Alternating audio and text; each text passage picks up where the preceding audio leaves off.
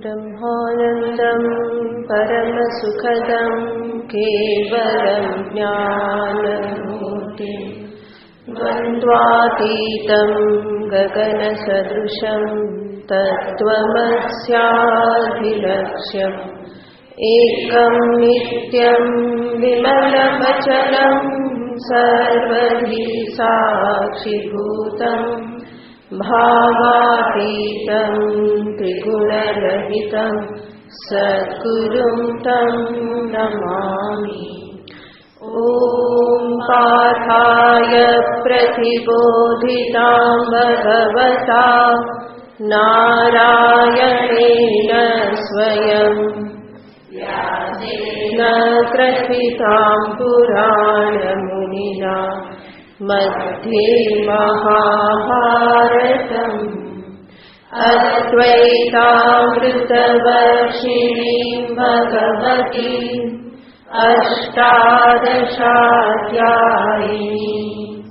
अम्ब त्वामनुसन्दधामि भगवद्गीते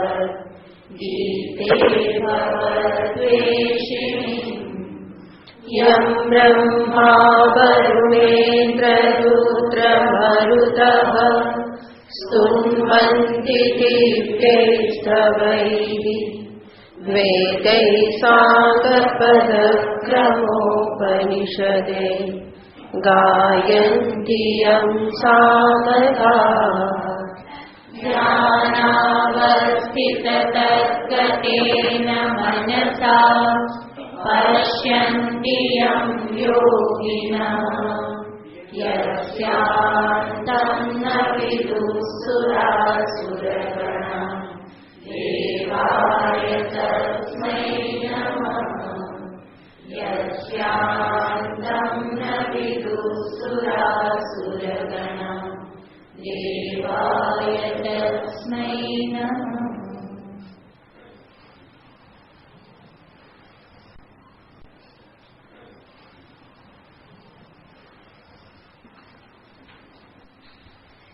संजय उवाच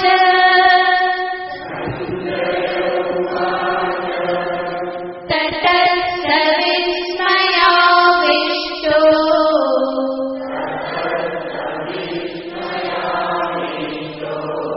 दुष्टरो धनञ्जयः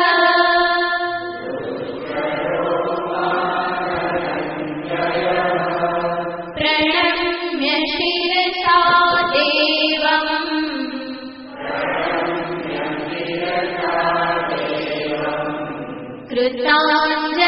कृताञ्जलिरभाषत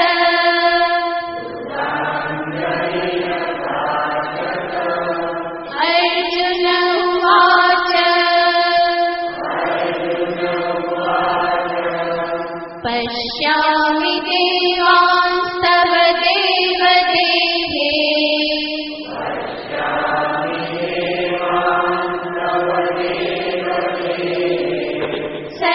सर्वांस्तथा भूतविशेषसङ्घाः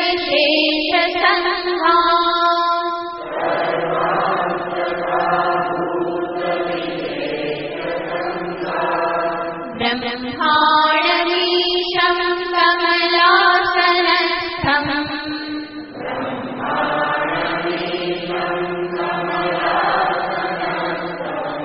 ऋषीश्च सर्वानुरगांश्च दिव्यान्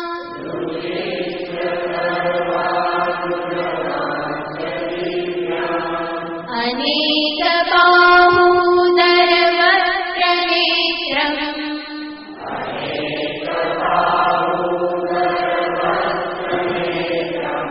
पश्यामि त्वां सर्वतोऽनन्तरूपम्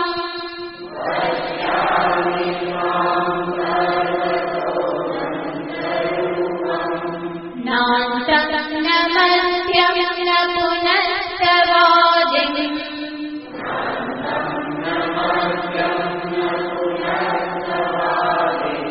पश्यामि विश्वेश्वर विश्वरूप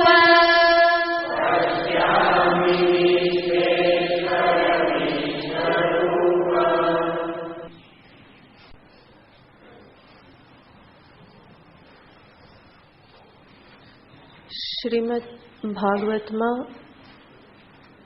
કહેવામાં આવ્યું છે, એતસ્માત અપરમ મનઃશુદ્ધ્યે ન કિંચિત વિદ્યતે. મનની શુદ્ધિને અર્થે આનાથી વધારે શ્રેષ્ઠ બીજું કોઈ સાધન નથી. અને કયું સાધન તો કહેવામાં આવ્યું છે, સગુણ સાકાર પ્રભુની ભક્તિ. જરૂર મનુષ્ય જીવનનું લક્ષ્ય નિર્ગુણ નિરાકાર તત્વને, સર્વવ્યાપક અખંડ બ્રહ્મ તત્વને પ્રત્યક્ષ ચૈતન્યથી અભિન્ન, પોતાના આત્માથી અભિન્ન રૂપે જાણવું એ પરમ લક્ષ્ય છે. પરંતુ એ લક્ષ્ય સુધી પહોંચવા માટે સગુણ સાકારનું આલંબન અનિવાર્ય છે. કારણ કે નિર્ગુણને જાણવા માટે જે પ્રકારનું મન જોઈએ એ મન આ ભક્તિથી જ પ્રાપ્ત થાય છે. સીધે સીધું નિર્ગુણમાં મન લાગવું સંભવ નથી. એટલા માટે ભાગવતમાં આ બાબત ફરી ફરીને કહેવામાં આવેલી છે કે ભગવત ભક્તિને જીવનમાં સ્થાન આપો. એ જ ભાગવતમાં અનેક જગ્યાએ જ્ઞાનની પણ વાતો કરવામાં આવેલી છે. પરંતુ કહ્યું છે કે જ્ઞાન અને વૈરાગ્ય એ ભક્તિના પુત્ર છે. તો પ્રથમ જીવનમાં ભક્તિ હોય, એ ભક્તિથી જ સંસાર પ્રત્યે વૈરાગ્ય પ્રાપ્ત થાય. પ્રભુના નામ રૂપ ધામ ગુણ સ્વભાવમાં જ્યારે રાગ થાય, એમાં પ્રેમ પ્રગટ થાય, તો જગત પ્રત્યેના નામ રૂપ આદિ પ્રત્યેનો જે મોહ જે છે એ છૂટે. તો જગતના નામરૂપ પ્રત્યેની આસક્તિ છોડવા માટે ભગવાનના નામરૂપ ગુણ સ્વભાવમાં આસક્તિ કરવી અનિવાર્ય છે. મનને સીધે સીધું નિરાલંબ કરી શકાતું નથી. એને નિરાલંબ કરવા પહેલા સાલંબન બનાવવું પડે. એક આલંબન છોડાવીએ તો બીજું આલંબન એને આપવું પડે. તો જગતનું આલંબન છોડાવવું હોય તો એને ઈશ્વરનું આલંબન ગ્રહણ કરાવવું પડે છે. તો એ ભગવત ભક્તિથી જ સંભવ બને છે. અને આવી ભક્તિ સાધકના હૃદયમાં આવે એટલા માટે જ ભગવાન આ ગીતાજીમાં કે જ્યાં જ્ઞાનનો ઉપદેશ છે ત્યાં પણ આ વિશ્વરૂપનું દર્શન અર્જુનને કરાવી રહેલા છે. જેના દ્વારા ભગવાન સૂચિત કરવા માંગે છે કે અર્જુન, જગતમાં જે કંઈ પણ છે એ બધું જ મારું સ્વરૂપ છે. અને એને તું મારા પ્રત્યેની અનન્ય ભક્તિથી તું જાણી શકીશ. ભગવાન આગળ કહેવાના જ છે, ભક્ત્યા અનન્યયા લભ્યઃ. આજે મારું સ્વરૂપ જે છે એ અનન્ય ભક્તિથી જ એનું દર્શન કરવું સંભવ છે. તો સાધકના જીવનમાં ભગવત ભક્તિને બહુ જ મહાન સ્થાન છે. આવી ભગવત ભક્તિની ક્યારેય પણ ઉપેક્ષા કરવી જોઈએ નહીં. તો ભગવાન એ લક્ષ્યને, એ પ્રયોજનને સામે રાખીને જ અહીંયા વિશ્વરૂપનું દર્શન અર્જુનને કરાવી રહેલા છે. જેમાં અર્જુન પોતે શું જોઈ રહેલા છે એનું વર્ણન ભગવાનની સામે કરે છે કે પ્રભુ, આપના આ સ્વરૂપમાં હું અનેક દેવોને, ઋષિમુનિઓને, અનેક યોનિઓને અને અનેક પ્રકારના સર્પ આદિને હું આપના સ્વરૂપમાં જ જોઉં છું. એટલું જ નહીં, આપનું આ વિશ્વરૂપ કેવું છે, અનેક બાહુદર વક્ત નેત્રમ. અનેક બાહુ ઉદર વક્ત્ર એટલે કે મુખ અને નેત્રવાળું છે. સર્વતો અનંત રૂપમ, બધી બાજુથી એ અનંત છે, જેનો પાર પામવો મારી બુદ્ધિનું કામ નથી. નાંતમ ન મધ્યમ ન પુનસ્તવાદિમ, એનો અંત, મધ્ય કે આદિ પણ નથી. એવું હે વિશ્વેશ્વર, હે વિશ્વરૂપ, આપનું એવું સ્વરૂપ હું જોઈ રહેલો છું. તો આ રીતે અર્જુન વિશ્વરૂપનું વર્ણન કરે છે. પોતાની બુદ્ધિથી એ જેટલું પણ વર્ણન કરી શકે એટલું વર્ણન કરવાનો પ્રયત્ન કરે છે. હજુ આગળ પણ એનું વર્ણન કરતા એ કહેશે 17મા શ્લોકમાં, કિરીટિનમ ગદિનમ ચક્રિણમ ચ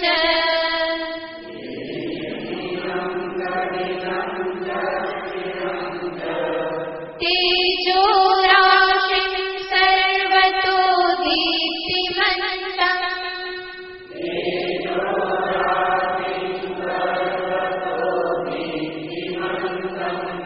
પશ્યામિ ત્વાં દુર્નિરીક્ષ્યં સમન્તા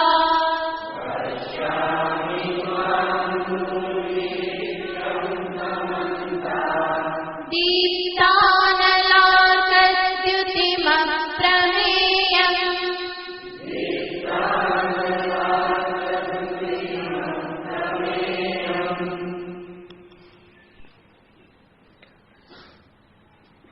ભગવાનને અર્જુન દરેક વખતે કહેશે પશ્યામી પશ્યામી.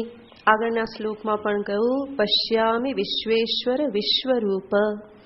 એની આગળ પણ અર્જુને કહ્યું પશ્યામી દેવાંશ તવ દેવ દેહે. આ શ્લોકમાં પણ અર્જુન કહેશે પશ્યામી ત્વામ, હું આપને જોઉં છું. કેવા સ્વરૂપે જુએ છે? તો આ શ્લોકમાં અર્જુન ભગવાનના ચતુર્ભુજ સ્વરૂપનું વર્ણન કરે છે. ચતુર્ભુજ એવું વિષ્ણુ સ્વરૂપ પણ આ વિશ્વરૂપની અંદર જ આવેલું છે. માટે અર્જુન કહેશે કિરીટિનમ ગદિનમ ચક્રિનમ ચ. કિરીટિનમ એનો અર્થ છે જેણે મુકુટ ધારણ કરેલ છે. કિરીટમ યસ્ય અસ્તિ કિરીટી. જેણે કિરીટ, કિરીટનો અર્થ થાય મુકુટ, અને મુકુટ જેણે ધારણ કરેલ છે એને કહેવાય કિરીટી. ગદિનમ ગદા અસ્ય અસ્તિ ગદી. જેણે ગદા ધારણ કરેલી છે એને કહેવાય ગદી. જેણે હાથમાં ચક્ર ધારણ કરેલ છે તો એને કહેવાય ચક્રિનમ.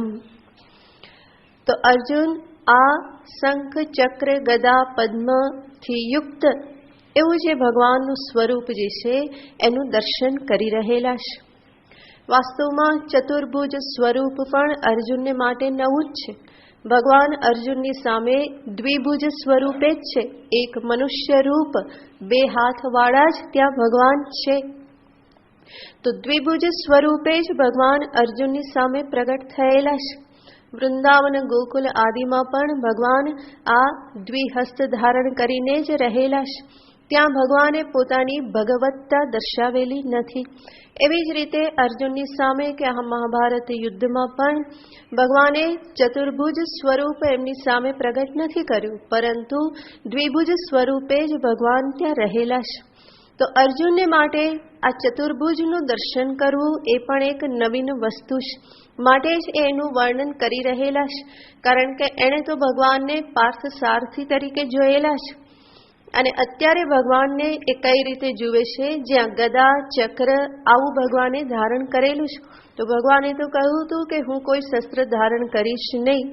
માટે જ ભગવાને કોઈ શસ્ત્ર પહેલા ધારણ કરેલું નથી, પરંતુ અત્યારે વિશ્વરૂપમાં ભગવાન દર્શાવવા માંગે છે કે મારું ચતુર્ભુજ સ્વરૂપ જે છે એ પણ એ મારા વિશ્વરૂપની અંતર્ગત છે. અને એવું એક નવીન સ્વરૂપ અર્જુન અત્યારે જોઈ રહેલા છે. માટે એનું વિશેષ રૂપે વર્ણન કરે છે, ગદિનમ કિરીટિનમ ચક્રિનમ ચ. તો આવું ભગવાનનું સ્વરૂપ છે. અને સાથે સાથે સ્વરૂપ કેવું છે? તેજો રાશિમ, એક તેજપુંજ સમાન છે. કેવું તેજ છે? સર્વતો દીપ્તિમંતમ, સર્વતઃ બધી જ બાજુથી દીપ્તિ પ્રકાશથી યુક્ત છે. અને અર્જુન કહે છે કે આવું અત્યંત પ્રકાશમય, ચારે બાજુથી દીપ્તિથી યુક્ત એવું પશ્યામી, હું આપનું સ્વરૂપ જોઈ રહેલો છું. આપે જે મને આગળ કહેલું હતું કે અર્જુન તું ઘણું બધું મારા આ શરીરમાં જોઈશ, એ મુજબ હું ખરેખર ઘણું બધું દર્શન કરી રહેલો છું. તો ત્વામ પશ્યામી. સાથે સાથે અર્જુન કહેશે કે પ્રભુ, અત્યારે પણ હું આપનું જે રૂપ જોઈ રહેલો છું એ કેવું છે? દુર્નિરીક્ષ્યમ. દુર્નિરીક્ષ્યમ એટલે કે જેનું દર્શન કરવું એ સર્વને માટે સુલભ નથી. દુર્નિરીક્ષ્ય, જેનું દર્શન અત્યંત દુર્લભ છે. તો અર્જુન તો જોઈ રહેલા છે અને છતાં પણ કહેશે કે જેને જોવું અત્યંત કઠિન છે, જેને જોવું સંભવ નથી. એવું અર્જુન એટલા માટે કહી રહેલા છે કારણ કે અર્જુન જાણે છે કે અત્યારે હું જે દર્શન કરી રહેલો છું એ હું મારા ચર્મચક્ષુથી નથી કરી રહ્યો, પરંતુ ભગવાને પ્રદાન કરેલા દિવ્ય ચક્ષુથી જ હું આ દર્શન કરી શકું છું. તો સર્વને માટે તો આ સ્વરૂપ જે છે એ અત્યંત દુર્નિરીક્ષ્ય છે, સુલભ નથી. સર્વ એના દર્શન કરી શકતા નથી. તો અર્જુનને ફરી ફરીને યાદ રહેશે કે ભગવાને મને દિવ્ય ચક્ષુ આપેલા છે અને એ દિવ્ય દ્રષ્ટિથી જ ભગવાનનું આ સ્વરૂપ જોવું મારા માટે સંભવ બનેલું છે. તો ભગવાનનું વિશ્વરૂપ ખરેખર અત્યંત દુર્લભ દર્શન છે અને એમાં પણ આ તેજો રાશિરૂપ એવું ચતુર્ભુજ દર્શન, એ પણ જે વૈકુંઠમાં જ પ્રાપ્ત થાય છે એવું દર્શન અત્યારે અર્જુનને રણભૂમિમાં થઈ રહેલું છે. તો વિષ્ણુ સ્વરૂપે, ચતુર્ભુજ સ્વરૂપે ભગવાન માત્ર વૈકુંઠમાં વિરાજમાન છે અને ક્યારેક જ ભક્ત ધ્રુવ આદિને એ એવું દર્શન આપે છે, બાકી સર્વને માટે એ સુલભ નથી. અર્જુન પણ જાણે છે, માટે જ કહેશે કે પ્રભુ આપનું ચતુર્ભુજ સ્વરૂપ જે અત્યંત દુર્નિરીક્ષ્ય છે એને હું અત્યારે જોઈ રહેલો છું. અને સાથે સાથે હજુ એની પ્રકાશમયતા દર્શાવતા કહેશે સમંતાત દીપ્તાત. એ કેવું છે? તો કે સમંતાત, ચારે બાજુથી, દીપ્તા નલાર્ક દ્યુતિમ અપ્રમેયમ. ચારે બાજુથી એ કેવું છે? તો કે દીપ્ત અનલ અર્ક, એકદમ જ પ્રજ્વલિત. અનલ એટલે અગ્નિ અને અર્ક એટલે સૂર્ય. પ્રજ્વલિત અગ્નિ અને પ્રચંડ સૂર્ય જે રીતે પ્રકાશમાન હોય એવું આ આપનું રૂપ છે કે જે સામાન્ય ચર્મચક્ષુથી દર્શન કરવું સંભવ જ નથી. ભગવાનનું આટલું તેજ ચર્મચક્ષુ ક્યારેય પણ ઝીલી શકે નહીં. એટલા માટે જ આપણે જોઈએ છીએ બાલાજી ભગવાનને કેવું તિલક લગાવી દે, તો કે નાક સુધીનું તિલક લગાવી દે. કારણ કે જો પ્રભુની પૂરેપૂરી આંખો ખુલે તો ભક્તો બધા બળીને ભસ્મ થઈ જાય, એનું તેજ ઝીલી શકે નહીં. એટલા માટે ભક્ત બહુ ચતુર કે હું તો જોવાનો પણ તમારી આંખો બંધ કરો. તો એણે એવું તિલક લગાવી દીધું કે ભગવાનની આંખો, અડધી આંખો જ ખુલે, આખી આંખો ખુલે જ નહીં. નાક સુધીનું તિલક લગાવી દે તો આંખો ખુલે ક્યાંથી? અને ખુલે તો ભક્ત એના દર્શન કરી શકે નહીં. એટલા માટે એમની આંખો અડધી ખુલે એવું જ કરવામાં આવે છે. તો જ્યારે ભગવાનના ચક્ષુનું તેજ પણ સાધકને માટે કે મનુષ્યને માટે જીરવવું સંભવ ન હોય, તો સમસ્ત રૂપ જ્યારે આવું તેજોમય હોય, પ્રકાશમય હોય, તો એને કેવી રીતે ચર્મચક્ષુથી જોઈ શકે? આમ પણ આપણે જાણીએ છીએ કે સૂર્યની સામે પણ આંખો ખોલીને જોવું સંભવ નથી. જ્યારે અહીંયા તો સંજય ઉપમા આપેલી છે કે હજારો સૂર્યનો પ્રકાશ જે એક સાથે પ્રગટ થઈ જાય એવું આ સ્વરૂપ છે, તો એ ચર્મચક્ષુથી ક્યાં જોઈ શકવાનું? માટે અહીંયા અર્જુન ફરી ફરીને એ તેજનું નિરૂપણ કરે છે. તો આગળ પણ કહેલું હતું કે તેજસ્વી સ્વરૂપ છે. અહીંયા પણ ફરી અર્જુન કહેશે કે એ તો પ્રગટેલા પ્રચંડ અગ્નિ કે પ્રચંડ સૂર્ય જેવું તેજસ્વી સ્વરૂપ છે અને એ ખરેખર દુર્નિરીક્ષ્ય છે. બધા માટે એને જોવું એ સંભવ નથી. આટલું કહ્યા પછી છેલ્લે કહેશે અપ્રમેયમ. અપ્રમેયમ, આપનું આ રૂપ કેવું છે? અપ્રમેય છે. અપ્રમેયનો અર્થ અહીંયા એવો નથી લેવાનો કે જે કોઈ પણ પ્રમાણથી જાણી શકાતું નથી. કારણ કે અર્જુન તો અત્યારે જોઈ જ રહેલા છે. તો અપ્રમેયનો અર્થ અહીંયા થાય છે જેને સમગ્ર રીતે એક સાથે જોવું સંભવ નથી.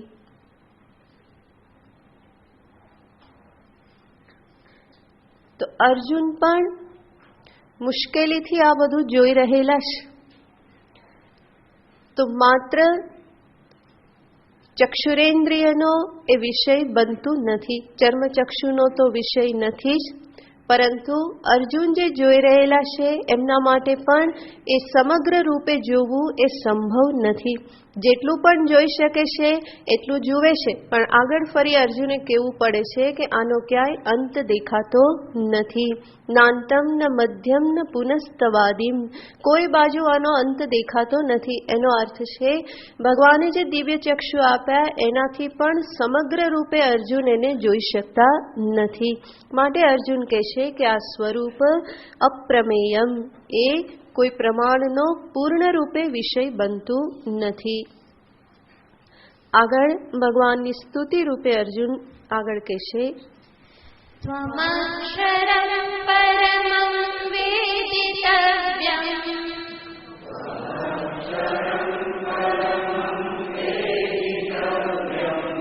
ત્વમસ્ય વિશ્વસ્ય પરં નિધાનમ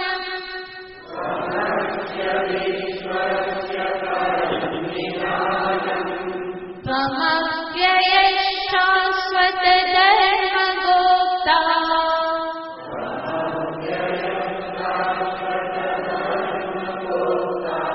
સનાતનસ્ત્વં પુરુષો મતો મે.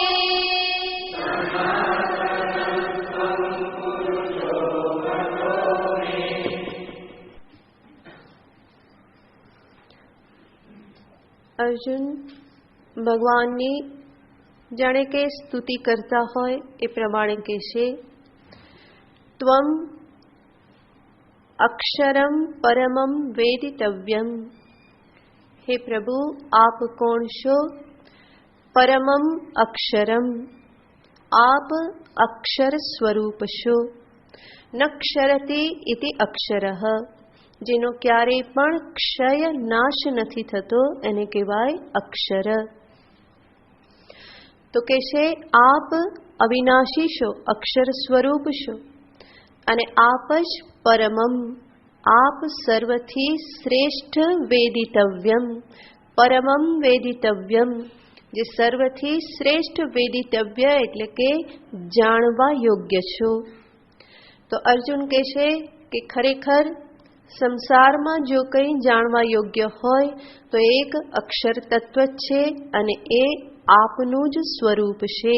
ત્વમ પરમમ વેદિતવ્યમ અક્ષરમ.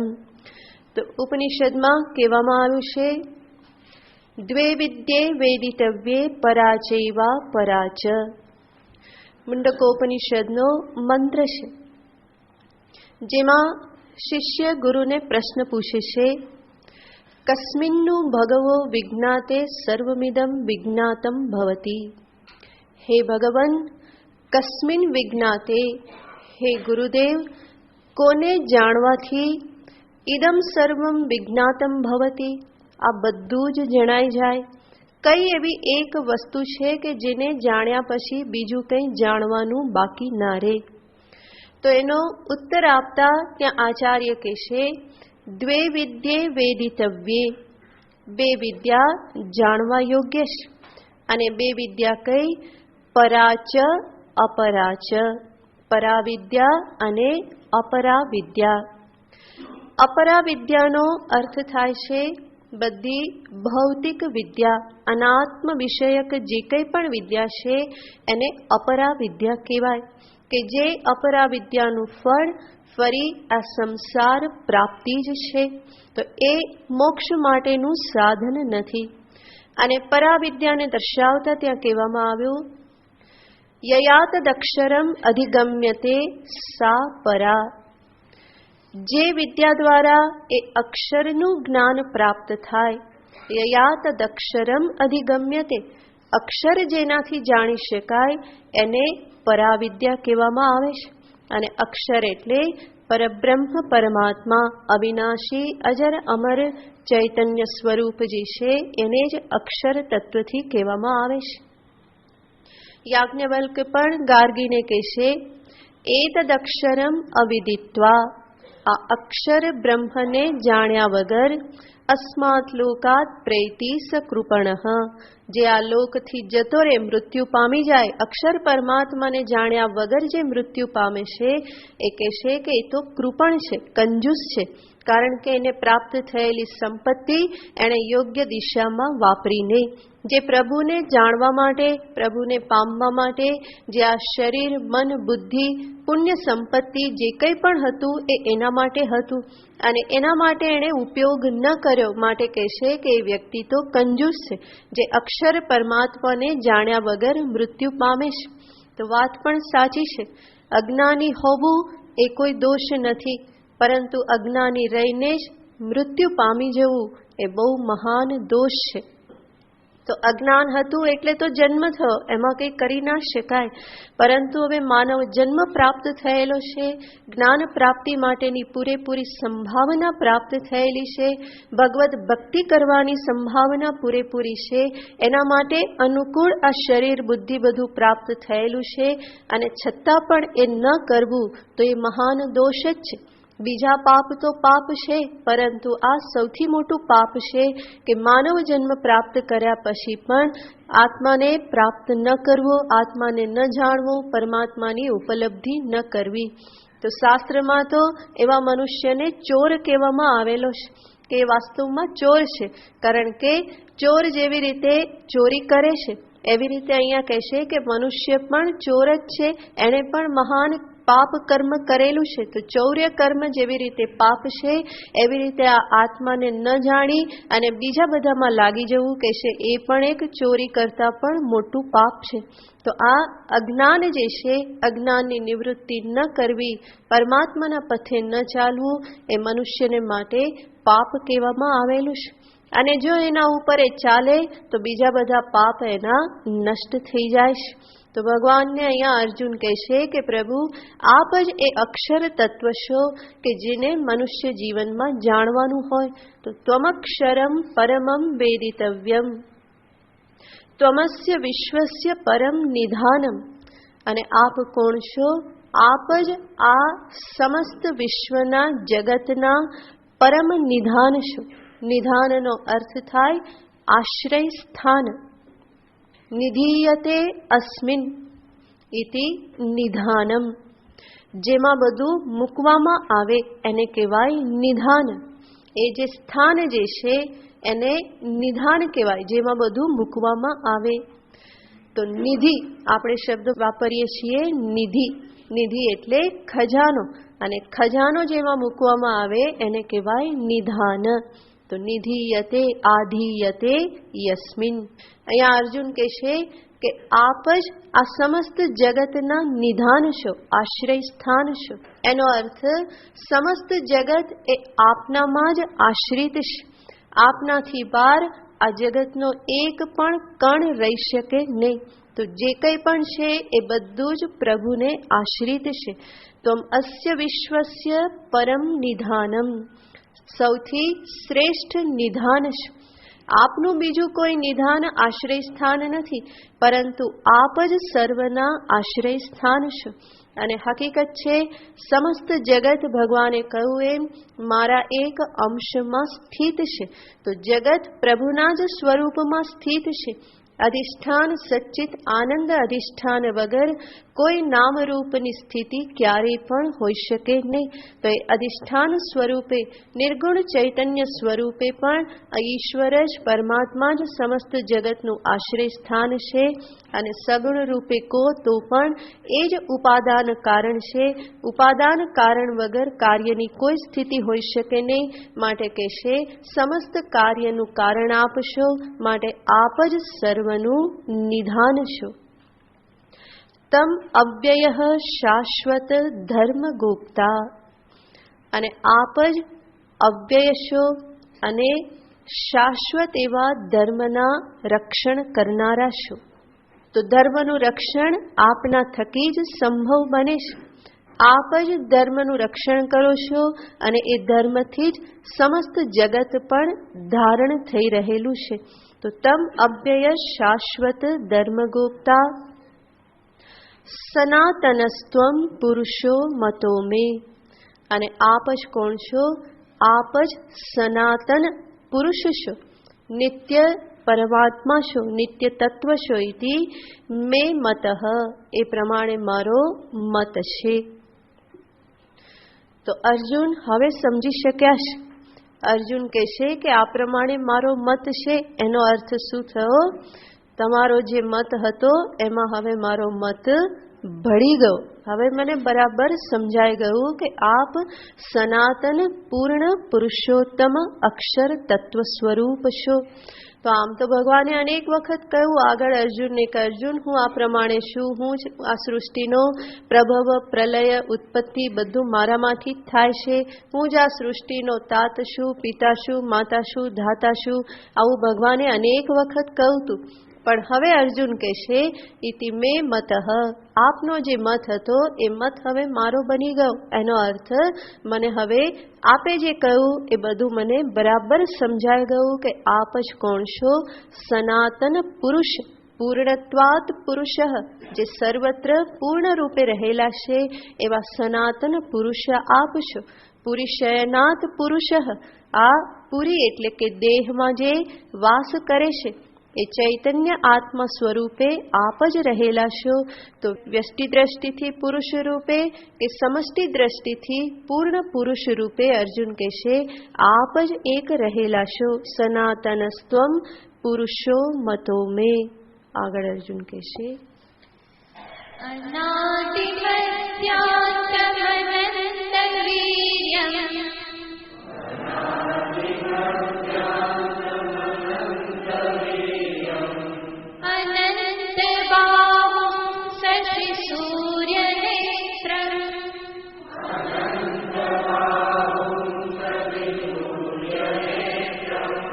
पश्यामि त्वां दीप्तहुताशवक्त्रम्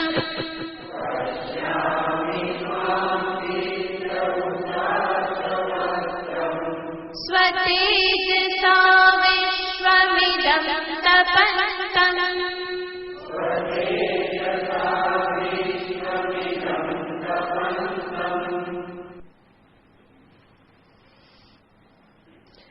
અત્યાર સુધી અર્જુને જે કંઈ પણ દર્શન કર્યું ત્યાં અર્જુને હજુ સુધી ભગવાનના સૌમ્ય રૂપને જ જોયેલું છે. હવે ધીમે ધીમે ભગવાન અર્જુનને પોતાનું રૌદ્ર ભયાનક રૂપ પણ દેખાડી રહ્યા છે. અને એના દ્વારા ભગવાન અર્જુનને સમજાવવા માંગે છે કે અર્જુન, આ બધું જ મારામાં જ સ્થિત છે. સારું, ખરાબ, પાપી, પુણ્યાત્મા, ગમતું, ન ગમતું, આવા કોઈ ભેદ પાડવા માટે કોઈ કારણ નથી. જે કંઈ પણ છે એ મારા જ સ્વરૂપમાં છે, બધું મારામાં જ રહેલું છે. પણ અર્જુનને સીધે સીધું ભગવાન આ બતાવવા માંડે તો કદાચ અર્જુન એવું કહી દે કે પ્રભુ આ દિવ્ય ચક્ષુ પાછા લઈ લો, મારે જોઈતા નથી, કારણ કે આ બધું મારે નથી જોવું. તો ભગવાન જાણે છે માણસનું મન, એવું અર્જુન ના કરે એટલા માટે પહેલા તો ભગવાન એને શું દર્શાવ્યું? દિવ્ય માલ્યાંબરધરમ દિવ્ય ગંધાનુલેપનમ, ને બધું સરસ સરસ બધું ધારણ કરેલું છે, આભૂષણ, વસ્ત્રો, માલા, આ બધું ચંદનનો લેપન, આવું જે સ્વરૂપ જે છે એવું સ્વરૂપ ભગવાને દર્શાવ્યું. પછી ધીમે ધીમે ધીમે પોતાનું સમગ્ર સ્વરૂપ ભગવાન પ્રગટ કરતા જાય છે. તો સૌમ્ય સ્વરૂપ અત્યાર સુધી દર્શાવ્યું. અહીંયા સુધી તો અર્જુનને કંઈ વાંધો નહોતો, જોવામાં બહુ જ મજા આવતી હતી. પણ હવે પછી ભગવાન પોતાનું રૌદ્ર ભયાનક એવું જે રૂપ જે છે એ પણ અર્જુનની સમક્ષ પ્રગટ કરવા લાગ્યા છે. અને અર્જુનની દ્રષ્ટિ એ તરફ હવે ગયેલી છે. તો ધીમે ધીમે અર્જુનના શબ્દોમાં તમે જોશો તો એ ધીમે ધીમે હવે કહેવા લાગશે કે આવું આ તમારું રૂપ જે છે એ બધાને બહુ તાપ આપે છે. જગતના બધા લોકો આ રૂપથી ડરી રહેલા છે, વ્યથિત થઈ રહેલા છે. તો અર્જુન સીધે સીધું કહેવાના નથી કે મને પણ બીક લાગે છે, એ પહેલા કોને કહેશે તો કે આ બધા ડરી રહેલા છે, આ બધાને તમે તાપ સંતાપ આપી રહેલા છો, બધા અંદરથી વ્યથિત થઈ રહેલા છે, બધા મૂંઝાઈ રહેલા છે, તો બીજા બધા તરફે દ્રષ્ટિ કરી અને બીજા બધાની વાત કરે છે.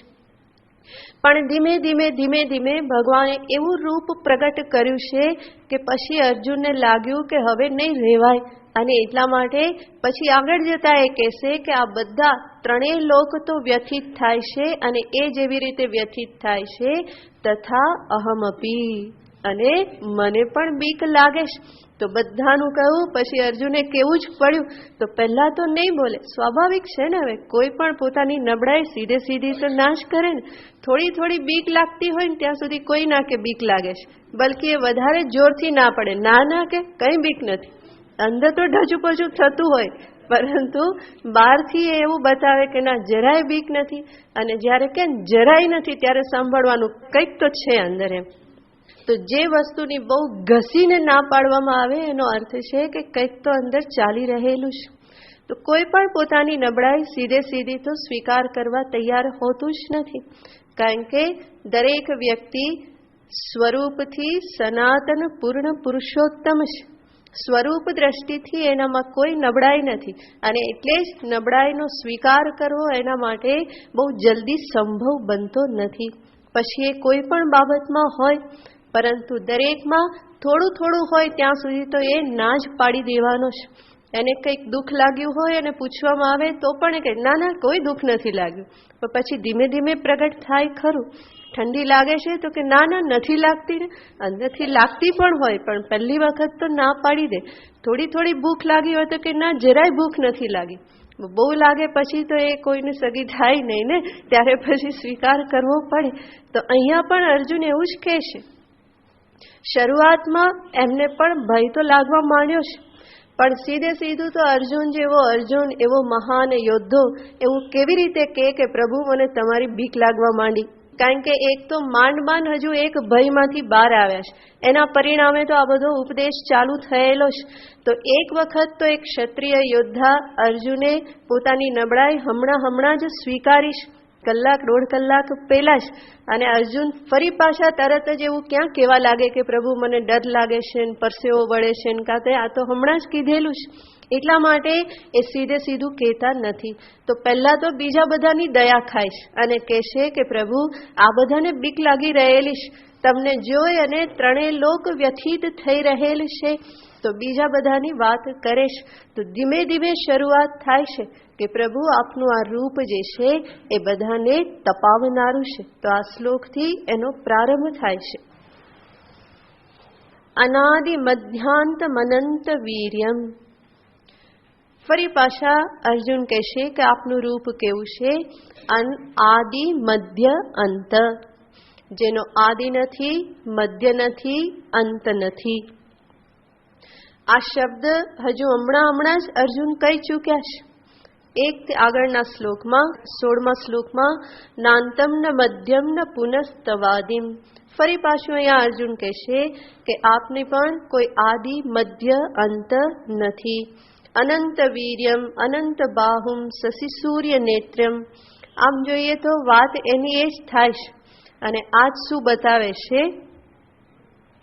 ઠેકાણું નથી, શબ્દ જડતા નથી, કારણ કે અંદરથી ડર લાગવા માંડ્યો છે કે હવે શું બોલવું.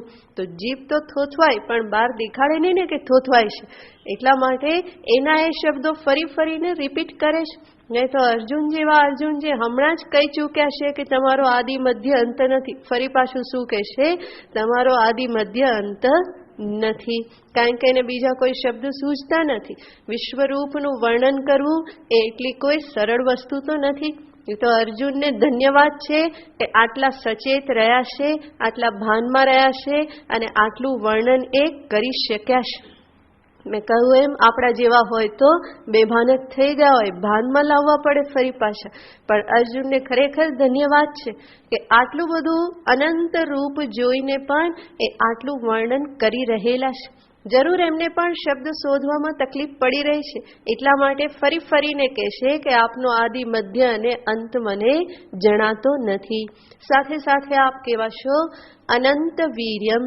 આપનું સામર્થ્ય, વીર્ય એટલે સામર્થ્ય, આપનું સામર્થ્ય અનંત છે. કારણ કે અર્જુન જોઈ રહેલા છે કે કેટલું વિશાળ રૂપ ભગવાને ધારણ કર્યું છે. એ સામર્થ્ય વગર તો સંભવ નથી. બલ્કિ જેટલા પણ સામર્થ્યવાન પદાર્થો કે વ્યક્તિઓ છે બધા તો અર્જુનને એમાં જ દેખાઈ રહેલા છે. તો અનંત વીર્યમ અનંત બાહુમ.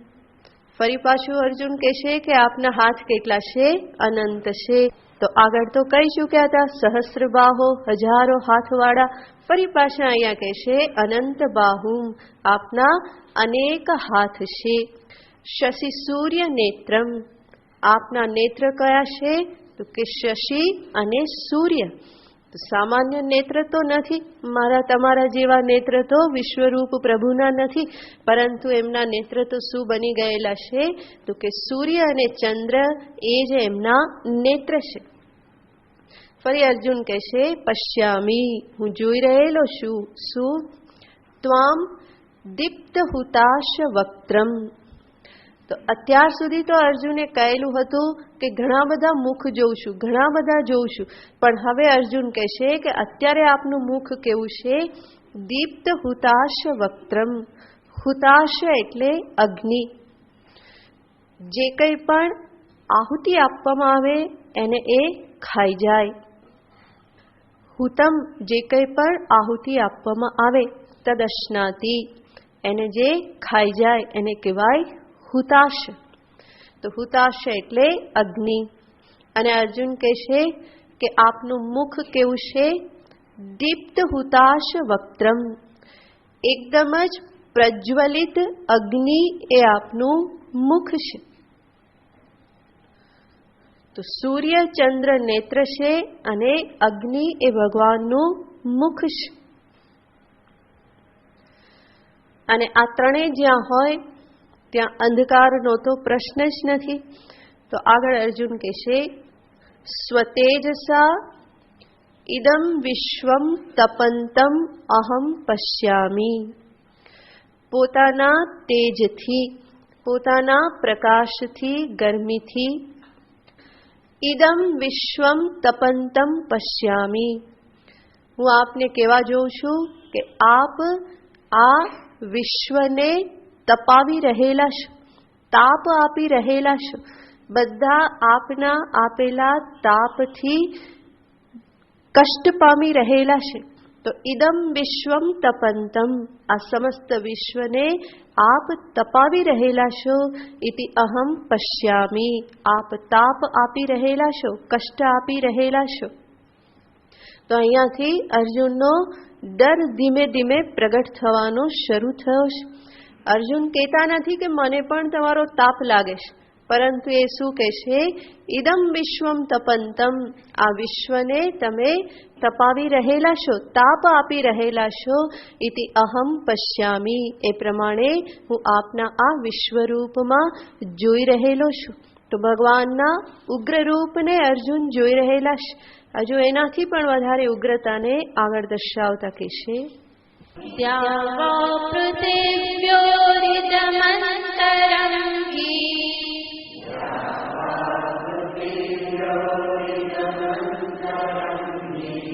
વ્યાપ્તં ત્વયૈકેન દિશશ્ચ સર્વાઃ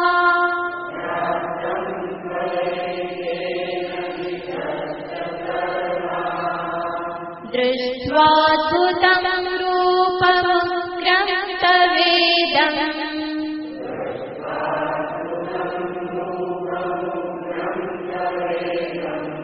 લોકત્રયં પ્રવ્યથિतं મહાત્મન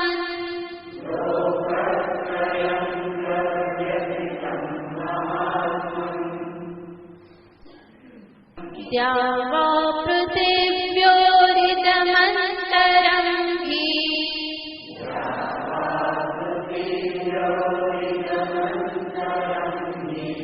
વ્યાપ્તં ત્વયૈકેન દિશશ્ચ સર્વાઃ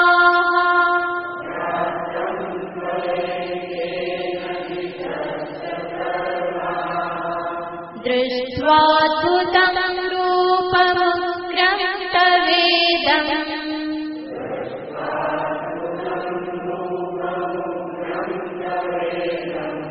लोकत्रयं प्रव्यथितं महात्मन्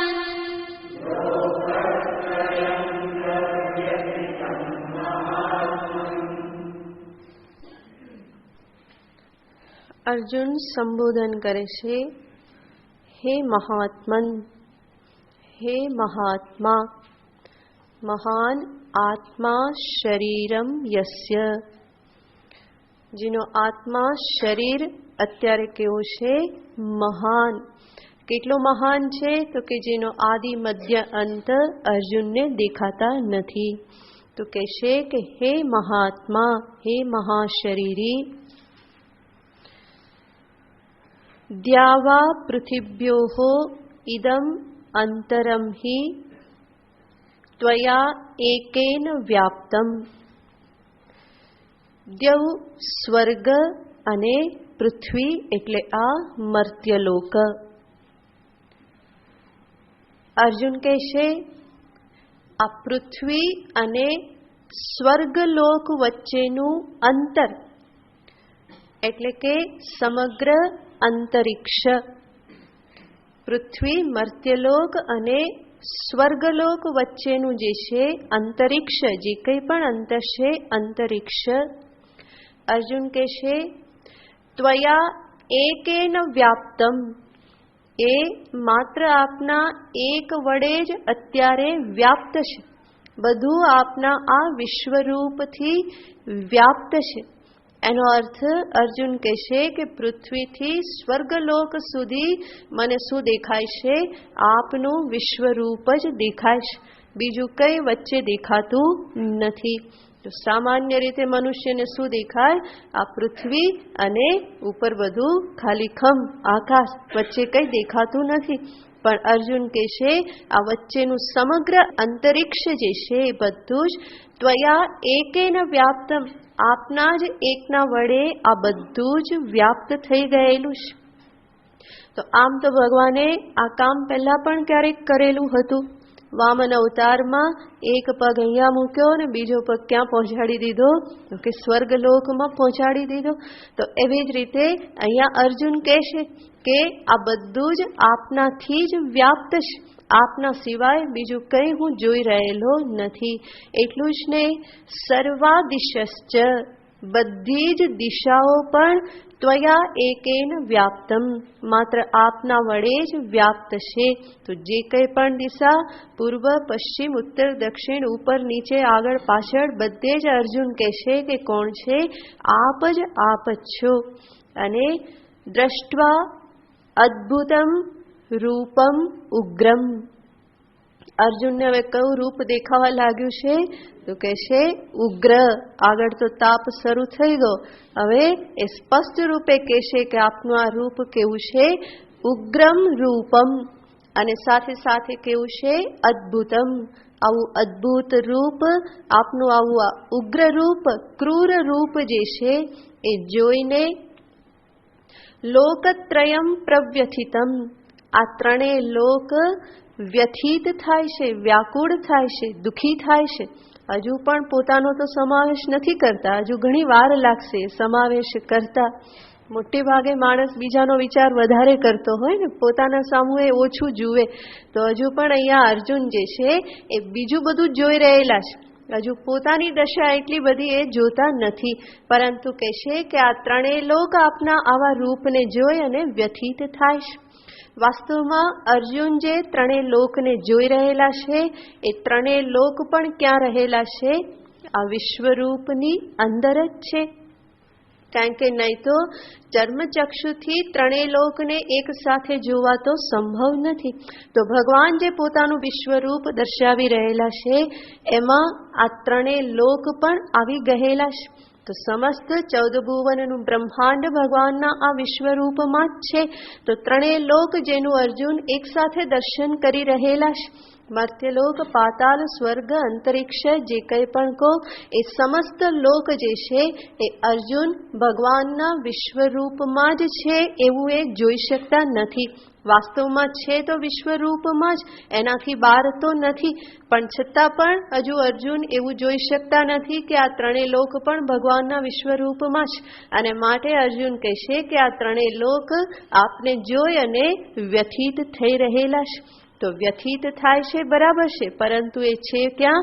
ભગવાનના સ્વરૂપમાં જ છે. તો જ્યાં ભેદ ઊભો કરવામાં આવે ત્યાં ભય લાગે. અર્જુન પણ સ્વયં ભગવાનના વિશ્વરૂપની અંતર્ગત છે. એ પોતાનું દર્શન પણ એમાં કરવાના છે.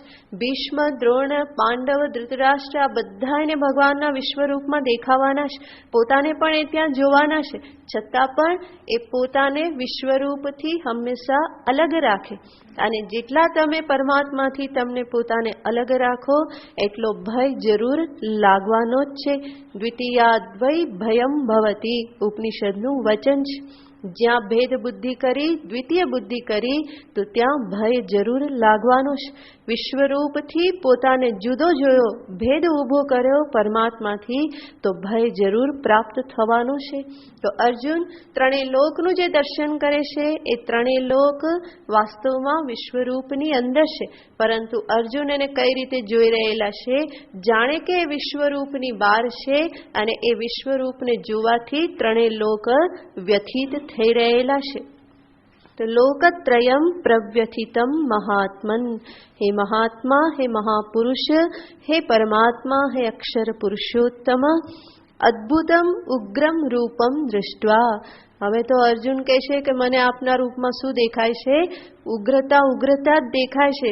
પેલું દિવ્ય માલ્યાંબરધરમ, દિવ્ય ગંધાનુલેપનમ હવે કંઈ દેખાતું નથી, કંઈ ટાઢક આપતું નથી. પરંતુ આ બધું હવે શું આપવા માંડ્યું છે?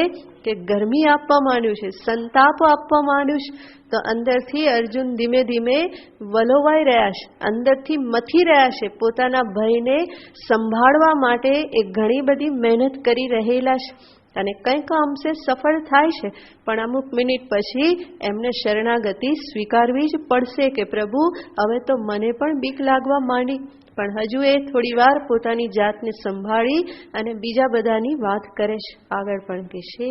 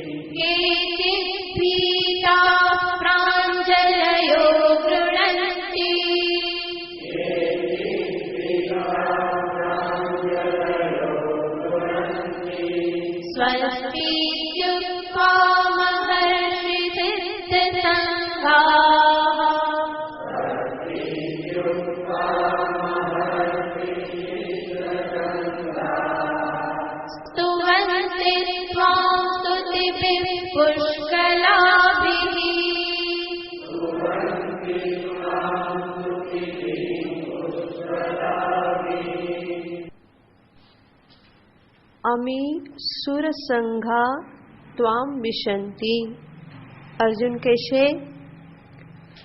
એ બધા દેવતાઓના સમૂહો આપનામાં પ્રવેશી રહેલા છે.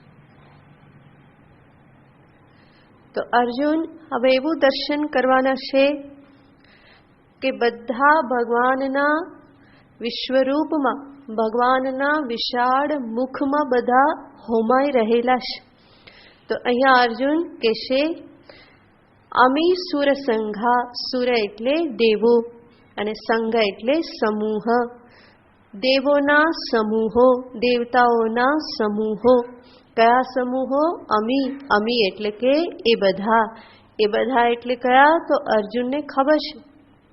અર્જુન જ્યારે સ્વર્ગમાં ગયા ત્યારે એમણે સર્વ દેવતાઓના દર્શન કરેલા છે, તો સ્વર્ગમાં જઈ આવેલા છે. માટે અર્જુન કહે છે એ બધા, જેને બધાને મેં સ્વર્ગમાં જોયેલા હતા, દેવતા રૂપે જોયેલા હતા, એ બધા દેવતાઓ અત્યારે તમારી સમક્ષ કેવા છે? તો કે પતંગિયા જેવા છે. જેવી રીતે પતંગિયું જે છે એ દીવા તરફ ખેંચાઈને આવે, એવી રીતે આ બધા દેવતાઓના સમૂહ જે છે એ ત્વામ વિશંતિ, તમારામાં પ્રવેશ કરી રહેલા છે. અને આ પ્રમાણે જ્યારે પ્રવેશ કરવાનો હોય તો બીક તો લાગે જ. માટે કહેશે કેચિત ભીતાહા પ્રાંજલયો ગૃણંતી, અને એમાં કેટલાક જે ભીતાહા ડરી ગયેલા છે, જેને બીક લાગે છે, જેને આ ભગવાનના અગ્નિ સ્વરૂપ મુખમાં પ્રવેશ કરવાની બીક લાગે છે, એ બધાએ શું કર્યું છે? પ્રાંજલયો ગૃણંતી, બે હાથ જોડી અને અનુનય વિનય કરી રહેલા છે. બચાવવા માટે થઈને, કૃપા કરવા માટે થઈ અને ભગવાનના વિશ્વરૂપની સામે બે હાથ જોડી અને ડરતા ડરતા ઊભા રહી ગયેલા છે. તો કેટલાક તો પ્રવેશ કરી રહેલા છે, કેટલાક પ્રવેશની બીકે ભગવાનની સામે એકદમ જ ડરી જઈ બે હાથ જોડી અને ઊભા રહેલા છે કે પ્રભુ અમને બચાવો, આવી રીતે વિનાશ તરફ ના લઈ જાઓ. તો કેચિત ભીતાહા પ્રાંજલયો ગૃણંતી. મહર્ષિ સિદ્ધ સંઘાહા સ્વસ્તિ ઇતિ ઉક્ત્વા, જ્યારે મહર્ષિ સિદ્ધ સંઘ, મહર્ષિઓના સમૂહો, સિદ્ધ પુરુષોના સમૂહ જે છે કે જેને બીક લાગતી નથી, જે પરમાત્માના વાસ્તવિક સ્વરૂપને જે લોકો જાણે છે અને પરિણામે એ લોકોને ડર લાગતો નથી, પરંતુ એ શું કરે છે? સ્વસ્તિ ઇતિ ઉક્ત્વા, એ શું કરે છે? તો કહેશે કે કલ્યાણ થાઓ, સર્વનું કલ્યાણ થાઓ. તો એ સ્વસ્તિ વચન કરી રહેલા છે. અને સાથે સાથે પુષ્કલાભિ સ્તુતિભિ ત્વામ સ્તુવંતી. પુષ્કલા એટલે કે ઘણી બધી સ્તુતિઓ વડે એ આપની સ્તુતિ કરે છે. તો ઘણા બધા સ્તોત્ર વડે, ઘણા બધા ગાન વડે એ મહર્ષિ સિદ્ધ સંઘ જે છે એ આપની સ્તુતિ કરે છે. જેમને ભગવાનના સ્વરૂપને જાણેલું છે એને એનો ડર લાગતો નથી, અને એટલા માટે જ એ ડરતા નથી, પરંતુ ભગવાનનું આવું જે સ્વરૂપ જે છે એને જોઈ અને એની સ્તુતિ કરે છે.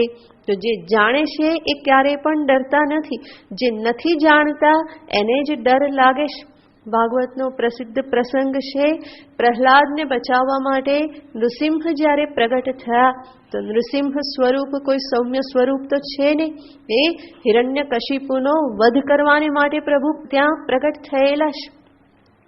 તો ઘણું વિકરાળ રૂપ ભગવાને ધારણ કર્યું છે, સિંહમુખ ધારણ કર્યું છે. એ જ બતાવે છે કે સ્વરૂપમાં કેટલી બધી ક્રૂરતા હશે. તો હિરણ્યકશિપુએ જે વરદાન માંગેલું હતું, ઘણું બધું એણે માંગી લીધેલું હતું. અંદર ના મરું, બહાર ના મરું, નીચે ના મરું, ઉપર ના મરું, સવારે ના મરું, દિવસે ના મરું, રાત્રે ના મરું, પશુથી ના મરું કે દેવથી ના મરું, દાનવથી ના મરું, આવું ઘણું બધું એણે માંગી લીધું હતું. અને એને એમ કે હવે તો હું કેવો થઈ ગયો? અમર થઈ ગયો. કારણ કે મૃત્યુ જે છે એ આ બધા રૂપે જ સંભવ છે, અને એ બધાની તો મેં બાદબાકી કરી નાખી, માટે હવે આપણે તો અમર પટ્ટો લાગી ગયો. તો એવા હિરણ્યકશિપુનો વધ કરવાને માટે ભગવાને નૃસિંહ સ્વરૂપ ધારણ કર્યું. અને એ નૃસિંહ સ્વરૂપ કોઈ સૌમ્ય સ્વરૂપ તો નહોતું, એ અત્યંત વિકરાળ રૌદ્ર સ્વરૂપ હતું. તો એ સિંહ સ્વરૂપ, સિંહમુખ ધારણ કરી અને ભગવાને હિરણ્યકશિપુનો વધ કર્યો. પોતાની જ જંઘા ઉપર, ઉમરા ઉપર સંધ્યા કાળે દેવ કે દાનવનું શરીર નહીં, પરંતુ પશુ અને આ મનુષ્યના એવા મિશ્રિત શરીરથી ભગવાને કોઈ અસ્ત્રથી કે શસ્ત્રથી ન મરું તો ભગવાન કે કંઈ વાંધો નહીં, મારા નખ પૂરતા છે. તો એવા નખ એમણે રાખ્યા કે એનાથી જ એનું વિભેદન ભગવાને કરી નાખ્યું. હવે આ જે કાર્ય કરવાનું હતું એ કાર્ય કોઈ હસતા રમતા કે પ્રેમથી તો થાય નહીં. માટે ભગવાને પોતાના સ્વરૂપમાં અત્યંત ઉગ્રતા, ક્રોધને ધારણ કરેલો હતો.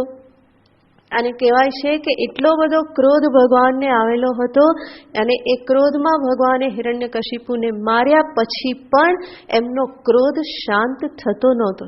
તો એમનાથી જે દેવતાઓએ ભગવાનને પ્રાર્થના કરી હતી હિરણ્યકશિપુને મારવા માટે, એ બધા દેવતાઓ પણ ડરવા લાગ્યા. કારણ કે નૃસિંહ ભગવાનનો ક્રોધ એટલો બધો ભયાનક હતો કે એમની પાસે જવાની કોઈની હિંમત ચાલતી નહોતી.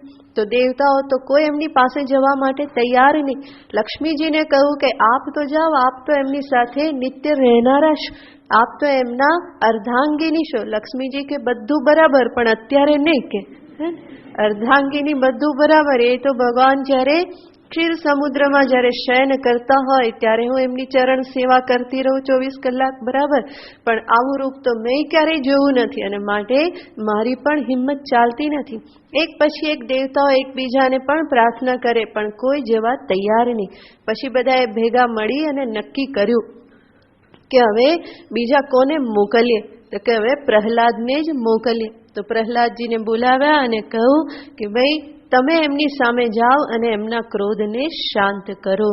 તો બીજા બધાએ ના પાડી, પણ પ્રહલાદે જરાય ના નહીં પાડી. કારણ કે એ જાણતા હતા કે આ સ્વરૂપે મારા પ્રભુ જ બિરાજમાન છે, હું એને જાણું છું, પછી મારે ડરવાની ક્યાં જરૂર છે? બીજા બધા જાણતા હતા અને છતાં પણ કોઈક ભેદ ઉત્પન્ન કરતા હતા.